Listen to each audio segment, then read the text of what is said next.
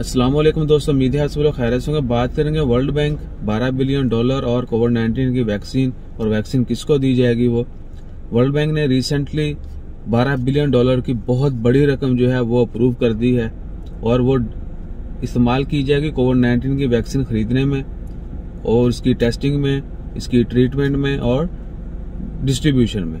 यानी कोविड-19 के हवाले से जो वैक्सीन जो मुल्क बना रहे हैं, एक तो उनकी हेल्प की जाएगी कि एज सून एज पॉसिबल वो डेवलप करें वैक्सीन, और जैसे ही वैक्सीन रेडी हो तो गरीब ममालिक में वो वैक्सीन जो है वो बांटी जाए।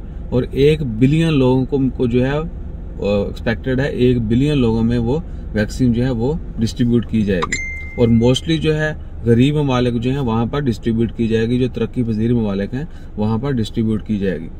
और इंशाल्लाह खैर दुआ करें कि जैसे ही वैक्सीन मार्केट में आती है हर मुल्क, हर बंदा जो है उससे मुस्तफीद हो, वो वैक्सीनेशन की जाए ताकि हम लोग बीमारी से बच सकें। साथ ही दुआ करते रहें अल्लाह ताला हम सबको अपनी हिफ्ज़ ईमान में रखे और हर तरह की बीमारी से, वबा से, शर से महफूज रखे।